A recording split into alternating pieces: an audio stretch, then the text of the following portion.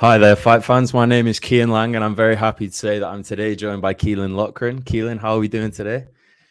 Never better, brother. Never better. Brilliant. I'd love to start with your previous fight at UFC London. Obviously, Nathan Yeah. Fletcher. It was a lot of history behind that fight. Obviously, you'd fought amateur, come out on the losing side that time. How good does it feel to go back out there and get that one back? It was unbelievable because as a competitor and a fighter, like when someone has that one over you, it's never easy. And for him to have that over for like 7, 8 years, it was definitely one that I wanted back. And I thought when I was in Cage Warriors that I would get it then, Yeah. and that never happened. I went to UFC and then he came. So yeah, it was nice, lad. It was nice to get the win, and because it was again their gym's just I'm training here in Liverpool. Their gym's only down the Yeah. road, so no, it's good to get the win. Like Yeah, it was a great performance. And obviously, going into that one, last fight of a four-fight contract for you. Did you yeah. ever expect that you could leave the UFC after that, or were you just fully focused at that time on getting the win and getting a new contract? Oh, if I had lost to Nathan, I don't think I would have been in any position to renegotiate with the UFC. I didn't. I kind of said that openly going into it, to be honest, that it was like a must win, and that brought definitely brought not even the fact that he'd already like if someone got you twice, Jesus Christ, that would be that's enough nerves in and of itself. But to have that, and then also the potential that a loss of my UFC contract was on the line, so I was thinking going in, uh, I was definitely nervous. Uh, in training, nervous, definitely on fight day. Yeah, And that I now feel that that's something I need going in. Do you know what I mean? Like that keeps you sharp between the ears. That them nerves, but yeah, definitely going into that. I thought like if I don't win, I don't expect to go back and negotiate with the UFC. Like yeah. And obviously, after that, getting the win, were you surprised at how it went following on from that? Obviously, I think it sounded very similar to what Paul Hughes said. Obviously, a good friend of yours who he said that when he had a contract offer from the UFC and one from the PFL, it just felt like the PFL valued him more. Was it sort of a similar situation for you? so again, I don't want to go into this too because I don't want to burn bridges with anyone. I've got my brother Sure, coming up, and just got Ralph. My gym's trying to get in the contenders, so this is an sure. unbelievable promotion. I mean, who knows what happened years down the line? It's just there's emails going back and forth, and as these emails came in, the PFL came in, and it's a very short career, lad. I just turned 29 there on Sunday. Do you know what I mean? I've got what 4 years left. Maybe I'd like I'm not probably going to be in my prime in about 18 months from now. 33, 34, maybe. You're I expect to be these guys are in this game at like 37, 38. I don't know how the fuck they do it. Like I don't know how they do it. Like um it's a very short window, and I just want to be active and get well paid, and Yeah, the opportunity the PFL presented itself for the next, like I've literally got 5 fights to like two showcase fights this year in the World Series next year, 5 fights to completely change my life, like win a world title and make about £1 million. Like so, at some stage, common sense has to prevail, isn't it? yeah. It's an incredible opportunity, isn't it? Yeah. And obviously, going out there a couple of weeks ago to PFL Dublin, that must have been just an unbelievable experience for you, seeing Uh, that home crowd and oh, the lad, performance Belfast is Paul that? he has. Yeah. Oh, unbelievable. Even the day of it, because my friend, one of my best friends, is in a band, 2 Degrees, and friends of both of them. They were at Mm. Paul's like pre-party, so like Wow, before, yeah, like just round the corner, like before they went to the arena, his whole pre-party. My friends were like the singers, just the buzz about Belfast that day, and I'm sure it was that week. I only got into Belfast on like what Friday or something, but I'm sure it was all week. But just to meet everybody, and then I got there, and the PFL just fucking, I don't know, rolled out the red carpet for me. Like really made me feel like this was the right decision. So, now yeah, from the moment I got on the flight to from Liverpool back home till I got back here, like it just gave me so much energy going into my training camp, and like really solidified in my head that I made the right decision. yeah. And I'm sure seeing someone like Paul have the performance that he had and the crowd reaction to Unbelievable. that, that must have been so inspiring to you. And you want that next, I'm sure. Oh, hugely. Oh, lad, if I could do something like that, I'd be dead happy, man. Like, I've fought in the Yeah, SC arena in Cage Wars, but it was like I was co-main. There was maybe 3,500 in the arena that night, maybe 4,000. But there was like nearly seven the other night, and oh no, it was an unbelievable atmosphere. The way the crowd just like sung Grace and then the Husey and they go, oh, it was class, lad. Definitely inspiring, definitely, yep. yeah. And obviously in the co-main that night, Lewis McGrillen. And you Yep. spoke afterwards that there was some talk maybe you'd get in the cage, didn't end up happening. And I've seen on Yeah. Instagram since.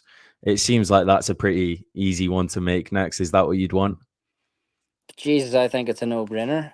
Yeah, I mean, I'm not really like I'm not making some desperate. Like Sergio Pettis is fighting fucking Rufion Stotts in the PFL companies. Like if one of them got injured, I will 100% fly to America. They're certainly harder fights than McGrillen, but just like domestically and regionally, I don't think I think that's like best case scenario. Like we could probably he's a big name, man. We could probably main event the Manchester card, maybe Comey and Brandon. I don't know.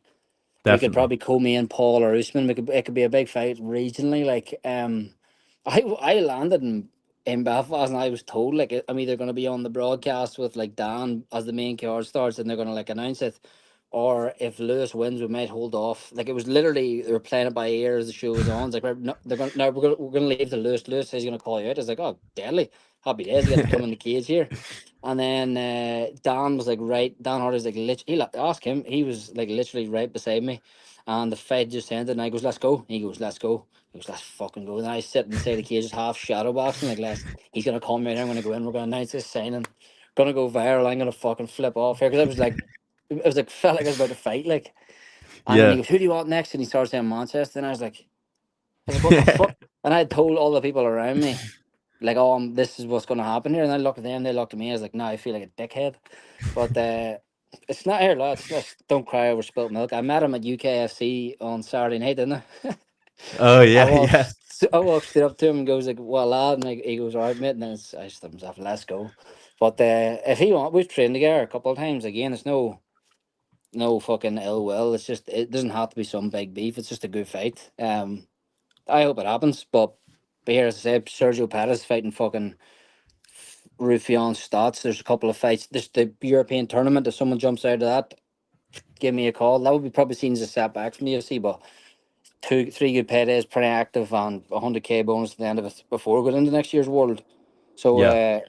I'm just very much playing it by ear. My weight's good. I'm training a spar this morning with Corey Fry, good spar, the Octagon thing. So I'm just really staying in the gym, and I've been told to aim for August unless it's an injury July. So whenever they give me the call, I'm ready to go. You know what I mean?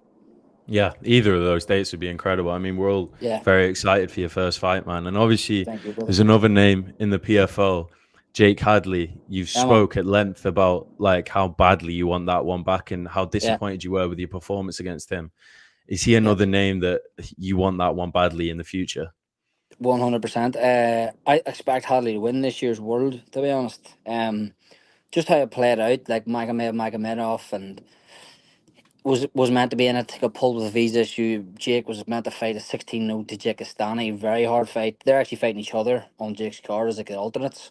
Yeah, They got pulled like very late notice, so some guys got flown in and just how it's worked out. I think Jake will win it 100%. But yeah, I'd like to fight Jake whenever that if he's going to be. I don't know if he does. Would you do the tournament 2 years? No, maybe he was. If that could be the case, 100% I'd fight him first round next year. Just hopefully this one's not at 3 a.m. yeah. That would make a bit of a difference, wouldn't it? Yeah, And hopefully. obviously, going into those tournaments, is there anything you'd have to do differently, sort of training wise, staying Yeah, healthy? Obviously, that seems to be like half the battle in those tournaments is being healthy. hugely, hugely. But they've changed their format now, the PFL, haven't they? So Yeah, it's not that hard now. It's just 3 fights. Like Hadley fought in first round was in no April. Then it's like April. Yeah, June. June is the next round. That's not that bad. It used to be the point system stuff like that. I don't know if I could have done that at bantamweight. To be honest, I cut quite a bit of weight. If it was yeah, going to be that active, like every 5 6 weeks, I'd probably have to do that at feather. But just how it works out now is just quarterfinal, semi final, final. 3 fights a year is what I like. Anyway, it's what I expect. I fought in March. I wanted to go. earlier than July, August is perfect. Then I want another one. So I don't think 3 fights is too bad, really. Like it's actually ideal for me, you know. Yeah. Yeah. And just finally, can you speak about the importance of Mike Grundy? Because I've seen a lot of him on social media for you, and he just seems like the perfect guy to have in your corner, the perfect guy to have in your team behind you. How much help does he give you? Oh, huge! Just him and Jones, the two head coaches. Yeah, Mike's just just an all round great guy. It actually probably hindered his own fight career how much time he has for everybody else. I'll tell you this about Mike, and he probably doesn't even remember this, but I do, because shit like this always sticks with me. I had joined the gym in 2019, and Mike had just signed with the UFC, and he was debuting against Nad Armani in the UFC London, the time yeah, Till fought Masvidal. And the sash that ended on a Tuesday, it's his fight week. I'd only been there like fucking 3, 4 weeks. Like, wow. If this was me, I'd have told me to fuck. I'd go fuck off. I'm focused on myself. Like, you know what I mean? But the session had ended, and he was on the mat 15 minutes or so after the session, coaching me neck chokes and how to go about it correctly and stuff. Where if I was like, just that probably doesn't mean much, but it was his fight week. We had trained, and he had stayed after to coach me for 20 odd minutes yeah, on his fight week of the biggest fight of his life. Like, I can, if that was me and some young, I would, lad, get out of my, go away from me, is what I would say. But just stuff like that is just the type of person Mike is, and yeah, just an unbelievably knowledgeable coach. I think he was number 12 in the world in freestyle wrestling at a stage. Came into MMA, made it to the UFC, threw about the likes of Mozar Evloev for about 7, 8 yeah, minutes. Just a knowledgeable guy in the MMA grappling, and becoming just an unbelievable MMA coach all around, really. yeah. Top fella. But oh, Caolan, I can't thank you enough today. It's been an absolute pleasure to speak to you. I'm really excited to see you get back in there and hopefully get a win. Thank you Hopefully very against much, man. McGrillen.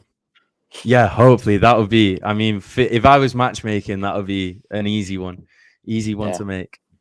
I agree. I agree. Thank you very much, man. Appreciate your time. Anytime, Thank brother. you. Anytime. See ya. Thank you very much. Cheers.